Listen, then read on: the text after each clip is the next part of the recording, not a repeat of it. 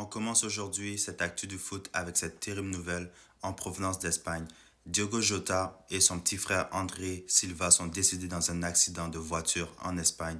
C'est vraiment une nouvelle qui bouleverse le monde du football actuellement. Dans ces moments difficiles, j'aimerais offrir mes sincères condoléances à la famille et aux proches de Diogo Jota, qui était non seulement une bonne personne, mais aussi un excellent joueur de football. Il va manquer à beaucoup de personnes.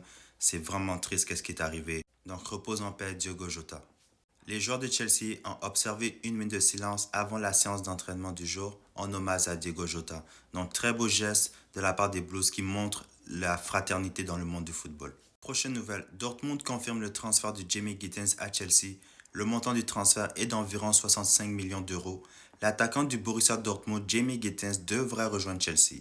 Tous les parties concernées ont conclu cet accord aujourd'hui à Fort Lauderdale aux États-Unis. Prochaine nouvelle, Chelsea va affronter Palmeiras et Esteva Willian vendredi pour une place en demi-finale de la Coupe du Monde des clubs. Voici ce que l'entraîneur de Palmeiras avait à dire sur Estevao qui va défier Chelsea.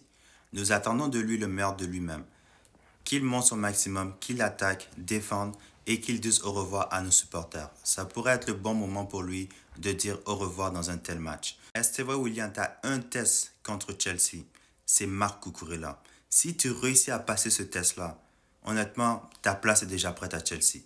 C'est tout ce que j'ai à dire. Donc ceci est mon 11 de départ que je prédis que Maresca va aligner contre Palmeiras vendredi en quart de finale. Donc il faut prendre en compte que Moses Caicedo est suspendu, Nicolas Jackson revient de suspension et Romeo Lavia actuellement, il y a des rumeurs comme quoi qu'il est blessé. Donc dans les buts, on commence avec Robert Sanchez qui est actuellement la seule option qu'on a vraiment dans les buts. Par la suite en défense, je vais sur le côté gauche avec Marc Cucurella, sur le côté droit Gusto et par la suite au centre avec Tosin et Levi Colwill.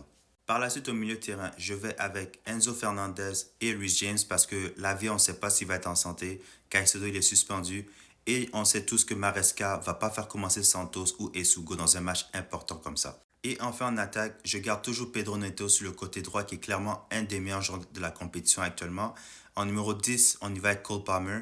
Et sur le côté gauche, je pense qu'on va assister au début de Joao Pedro. On n'a pas vraiment trop d'options sur le côté gauche. Et Madueke, d'après moi, actuellement, il est en train de se battre pour sa place ou même son avenir à Chelsea. Et finalement, en pointe, Nicolas Jackson. Il revient de suspension de 2 matchs. Il a quand même été l'homme de confiance de Maresca pendant plusieurs mois. Donc je m'attends à ce qu'il commence le match contre Palmeiras. Mais c'est un match très très déterminant pour lui parce que maintenant, il a la compétition. Donc, ceci fait le tour de l'actu autour du football et de Chelsea. Donc, dis-moi qu'est-ce que tu penses de l'alignement de départ, quel changement tu ferais. Abonne-toi, like, partage et on se retrouve dans une prochaine vidéo.